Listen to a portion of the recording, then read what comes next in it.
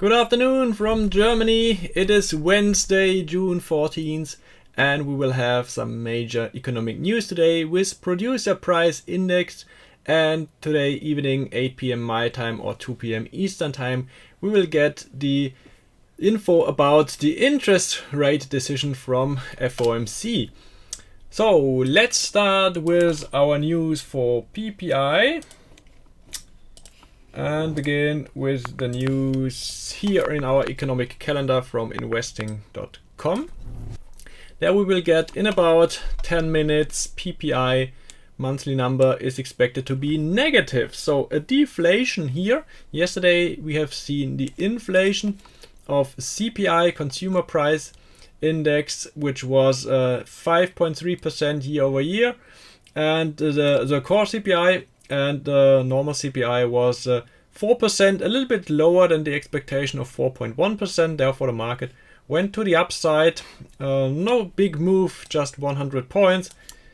But we will get PPI today. Probably not such a big move as we have seen yesterday, but it can also affect the market before the news this evening. So PPI is expected to be at 0.1% negative. Let's see if we can have the yearly number. It's probably a one-star event. So I will just show this one as well. And there we have it. PPI yearly number is here, 1.5%. So it's still positive, but you see far below CPI. And the producer price index is before CPI. So at first the producers get higher or lower with the prices, and then the consumer is the last one who gets the higher prices.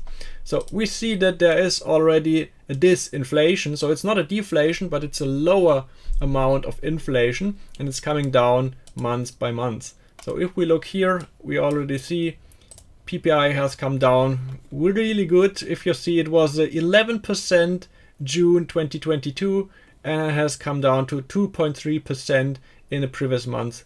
The April numbers which were published in May, and now the forecast is just 1.5%. So it's pretty low compared to CPI, but this is what the Federal Reserve wants to see. And if we get these low numbers near 1.5%, then we will probably see more expectation for no interest rate hike this evening.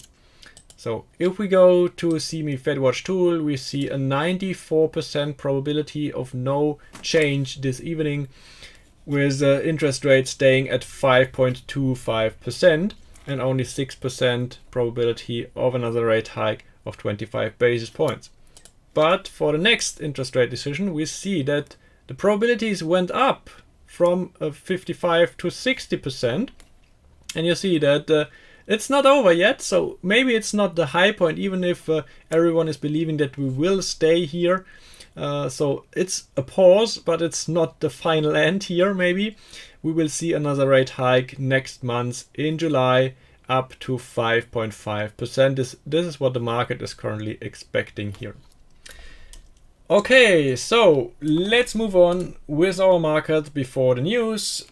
Nasdaq is at 14,939 points. The June contract is not the front contract month. We discussed this yesterday. So the next one will be September, the September expiry. This one is a little bit higher, 15,125 points. So it's already above 15,000. The June future is almost the same value as the index because it will expire on June 16th. So on Friday in 2 days. If we go to a daily time frame, I will still use this one here because if I would want to make a day trade, I would still trade June. And if I would enter a swing trade, I would already trade September future.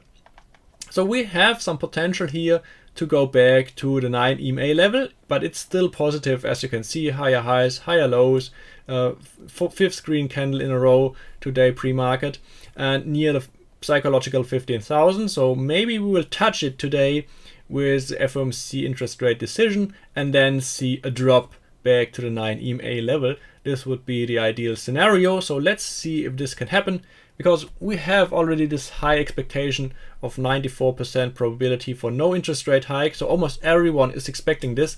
So I don't believe that there is big possibility for higher prices here for Nasdaq. Therefore, I just think that we will see and touch the 15,000 level and then drop back maybe 200, 300 points. Let's see, this would just be healthy to go back to the 9 EMA level. And on Friday we will have triple witching day, a lot of expiration of options and futures. So there can be some more movement until we will see the final direction then next week when everyone is positioned in the new expiration months and contracts. Okay, so bullish, next important level 15,000. Even for PPI this one will be important. But let's see the pre-market highs. So pre-market highs was sitting a little bit below the 15,000 level, and this one is just here. So I would make this area here because yeah, you see the closings of the 5-minute candles were a little bit lower. This was 14,962 and 14,967. So it's a 5-point area. This should be an area of rejection. And to the lower side, we had this low point here, pre-market 9 a.m. European time when the European stock exchanges opened. This was just below the 14,900 points level, sitting at 14,898 or 14,897. So let's say 14,900, easier to remember, and this should act as a support. So you can see we are still above the closings of yesterday, but yeah, it's just going sideways now and waiting for PPI news in about 4 minutes. So let's move on with the other commodities before the news. Maybe we can go through crude oil and natural gas. So for crude oil, it was positive yesterday. After this big red candle, we had the positive day. Yesterday it closed 3.3% higher, and today also positive 0.8%. So no change to yesterday. We are still in this sideways trading range. I would wait for a clear test of the previous lows here between $64 and $65 before I would want to re-enter any long trade here. And it's not really interesting to trade it right now before we get any breakout to the up or downside. But I'm still in a position in natural gas, in a long position, and finally it's playing out. It's looking really good today, so positive, and we are trying to push above the previous high points here. So this was one push, then we got the rejection 2 days, and now we got the next push, and we will probably test the $2.40 level today. High point was $2.39 today. So let's see if we can push above and then retest my target area here at $2.48 and $2.55. So this is my target area where I will close part or all of my longs. Yes, so this for natural gas, and the volatility is still low. It went a little bit higher this week. As you can see on Monday we went up to 15, but yeah, it's a little bit higher than at the end of the previous week, but it's still at a low level compared to 2 weeks ago. So if there's a big surprise with FOMC interest rate decision, then probably we will see more movement up back to the 20, because almost no one is expecting an interest rate hike. So I don't believe that we will see an interest rate hike, but if there is one, then probably this will be a big surprise and we will see a rise in implied volatility here. I'm prepared, so I got some long wicks calls. I made a back spread, a ratio back spread, so I call it fire extinguisher. So I'm prepared for a higher implied volatility, but it's almost cost neutral, so I don't pay any money for this spread here. Then some stocks. Oh, we only have 1 minute left, so let's move to the news for not missing it and see here what will happen with our Nasdaq. Let's see. On a 1 minute time frame, we got 15 seconds left.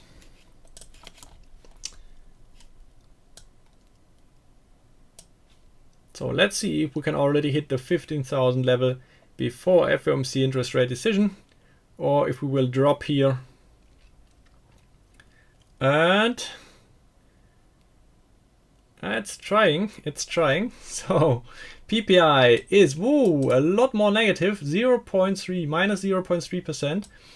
So there's a bigger deflation than expected. So it's positive in terms of the fear of inflation. But yeah, it's not a good sign for the economy here. So more signs of a worsening economy. And yeah, PPI year over year also lower than expected. 1.5% was expected and it is at 1.1%. So now almost everyone should expect no interest rate hike.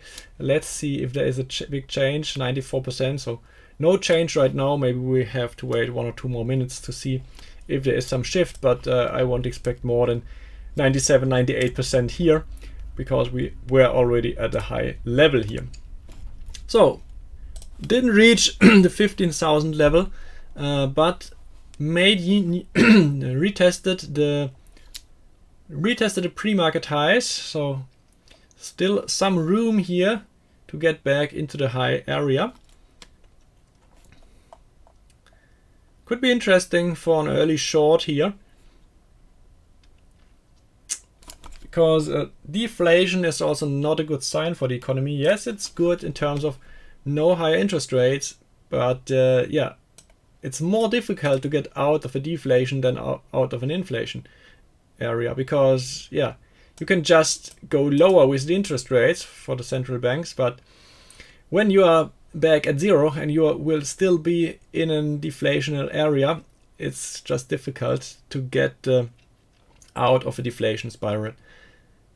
And therefore, this is not what the market wants to see on a longer term basis. Therefore, being cautious. The market is rising, but just 20 points here. So I would clearly look for some shorts, especially as a swing trader, for some shorts for the next week or weeks. It can be dangerous to short right before the FOMC interest rate decision and before the big expiration on Friday, but I'm always looking for some signs of a reversal here. I would rather look on higher time frames, of course, not on a 1 minute time frame and even not on a 5 minute time frame. But if you look on a day chart or maybe a 4-hour chart, then you can see if there are signs of a reversal. So if you see a change here in parabolic, if it's moving to the upside, if we can break the 9 and 20 EMA level, then this is a more interesting sign of a potential reversal. So we have seen one here on June 7th. You see the parabolic was changing to the upside, and soon we saw the break of the 9 and 20 EMA level. But then the next day we hit it again, went above, and it was positive again. So you see on a higher time frame, it is more clear as a signal, and it's a better signal on higher time frames than it is on a 1 minute or 5 minute time frame. So if you are a swing trader, I would always have a look on higher time frames like 4-hour and day chart, or even a weekly chart, depending on how long you want to stay in a trade. So it's clearly positive. We just had this false break to the downside here for 1 day and then went up again, and you see the parabolic immediately went to the lower side again, and we are above 9 and 20 EMA. So it's dangerous to short, even if it's overbought. It's dangerous to short against the trend. You don't have to be the first one. You don't have to be the one trying to catch the highest point. You can still enter 150, 200, 300 points below the high, and there's still enough room for your short and making some nice gains. Because look, this up squeeze here. If you're just 1 or 2 weeks in a trade, and we can manage to go lower by just 5% here, what can happen really quickly, because this up move takes time, but when the market is in fear and is dropping, this happens pretty fast. So therefore, this can happen with just 2 or 3 trading days. And therefore, you just have to look for these signs, for the reversal signs, like we discussed yesterday with here these doji candles and some other signs I would look for. So just be cautious if you want to short, but don't short too early. You don't have to be the first one. Okay, what else do you want to see? Do you want to see some single stocks? Let's move on with our Tesla. Tesla made new highs here, so not new highs, but compared to the previous weeks, we were at $264.88 here pre-market today. So it is interesting because we are near this 265 area I was drawing yesterday. We discussed it. So this is the bottom of this sideway area. We tested on a weekly time frame one time, and the second time we broke below. So it is probably there will be probably some difficulties to get above this area. Therefore, yeah, maybe I'll retry to enter a short trade here, but not shorting the stock, rather buying a put, because implied volatility is still at a low level. And I wouldn't aim to get back here to the 150, but maybe half of this movement here, or just to the breakout area. We had here the $217 was the previous high point, and then we saw this break here with a massive push because all the shorties had to cover their short positions. So I would wait maybe for 50% reversal, or just back to the previous breakout level. And you see the 50% reversal is just sitting where the weekly closings were. So this is a good area between the 38 and the 50% retracement between $210 and $220. This should be a nice area for a move back for Tesla. So this would be 15 to 21%. So yeah, still a nice possibility with a low risk if you're just buying puts, because you cannot lose more than you paid for the option as premium. And yeah, it's a nice technical level, but for now there's no sign of this reversal. So if you want to get more clarity, then wait for signs of a reversal, like a doji candle or the first red weekly candle. Then you would still have some room, maybe 10-15% to the downside as a potential. And yeah, but you will have more safety in your trade. Nvidia, where's my Nvidia chart? So Nvidia was moving back to $413 yesterday, and pre-market today we had highs of $414.50. So back below 410 now pre-market, but yeah, I'm almost retesting the previous high points.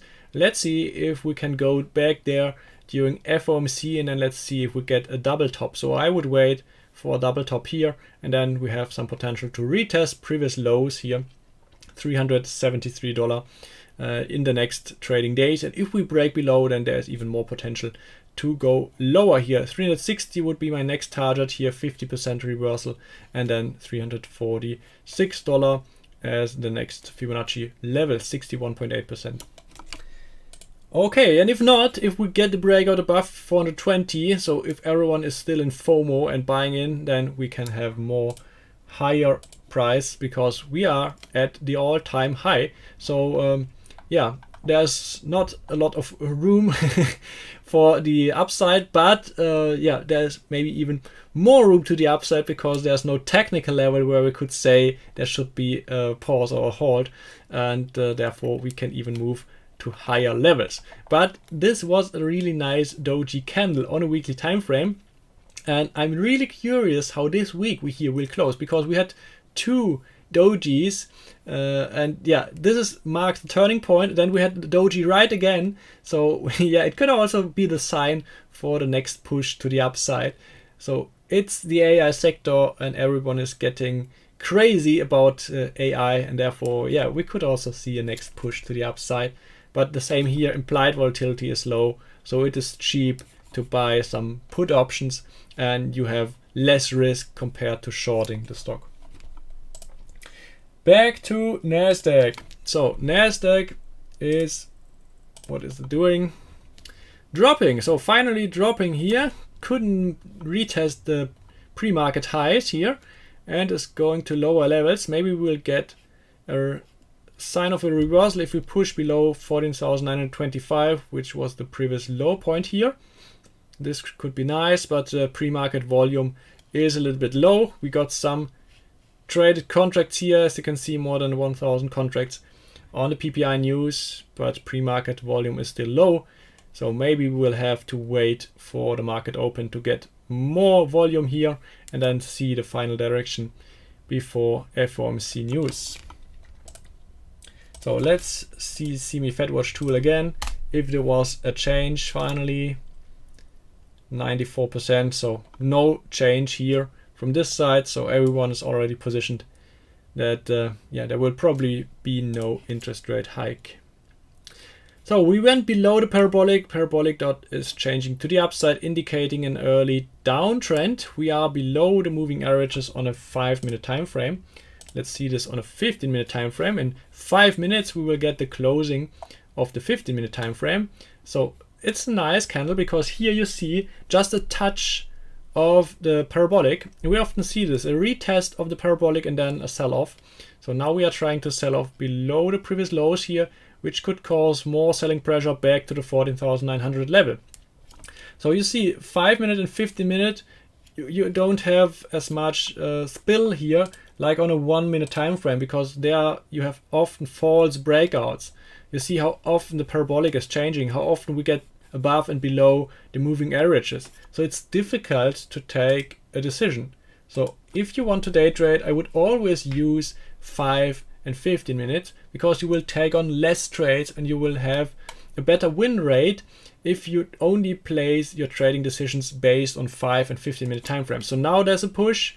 We see a little bit more volume coming in now, because maybe some stop losses are triggered here below 14,925. So there's some potential now to go back to 14,900, retest pre-market lows.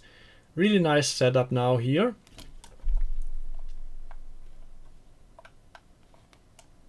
Yeah, it's looking good, even on low volume.